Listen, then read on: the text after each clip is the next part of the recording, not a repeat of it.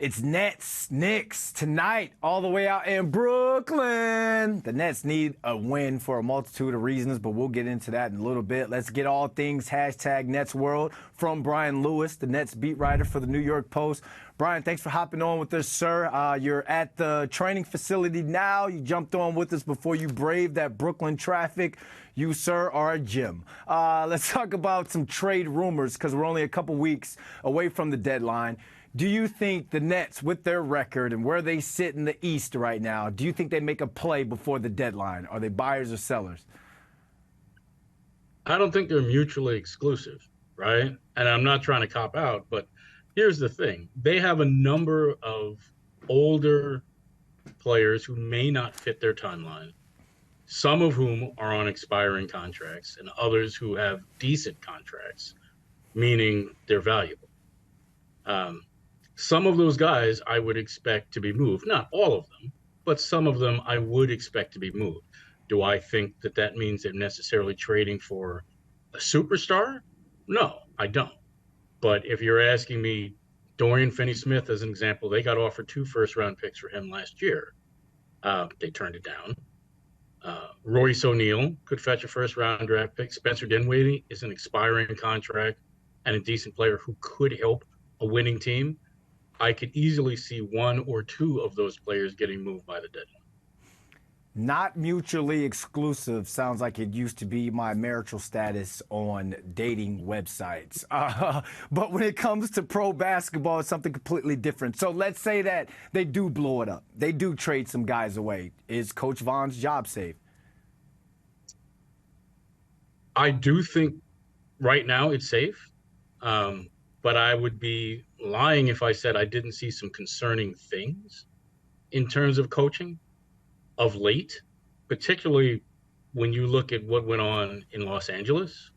It was a nice win against the Lakers, but when you see the way they closed that game against the Clippers, where simple things that they should be accustomed to, like seeing people switch, having teams red against them, which is something that they have done to other teams regularly and have practiced, for those simple things not to be able to be answered, for the players not to be able to stem the tide, those are things that concern me. But I do think right now, Jacque is safe. I think Sean is safe, and I think Jacque is safe for them.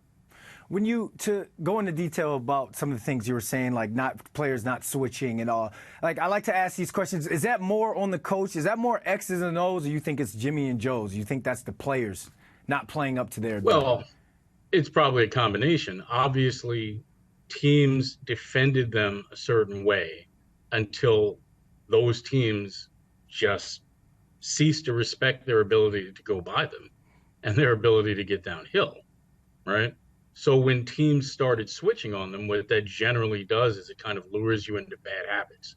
It lures you into what they call elephant hunting, and you're sitting there looking for a matchup advantage for you to take and go one-on-one. That's not what this team is built to do. So whether you say, well, that's a lack of discipline on the players to resist that, or whether you say that's not the coach drilling it into their heads and getting it through their skulls, whichever way you want to look at it, it does in the end come down to tactical changes and getting the players to play the way they need to play to be at their best. Sounds like another Brooklyn Nets coach is going to have to kind of jump on that grenade for players not playing up to their ability, you know, if it does happen. But like you said, you think his job is safe right now. Let's talk about tonight, Brian. You're in looking snazzy in your blazer. What's it going to take tonight for the Nets to get a much-needed win? Close. You know, I mean, listen, we were sitting there and there was a lot of hand-wringing when they let Portland and then Miami close on 8-2 runs to lose. That was nothing compared to what we saw in Los Angeles. 22-0. That's the worst close to a game in the play-by-play era. Think about that for a second. The worst since they started keeping and tracking play-by-play. Now, I'm not going to cry over a timeout here and there. That's minor. What concerns me is their inability to close out games. Um, will they even have a lead late in the fourth quarter against the Knicks? I don't know, because the Knicks are playing exceptionally well. The Nets have played better defense of late, but frankly, the Nets are not playing well. So I don't know whether they'll have a lead late in the game against the Knicks. But if they do, they'll have to figure a way to start closing those games out. Brian Lewis, drive safe, and thanks for jumping on with us.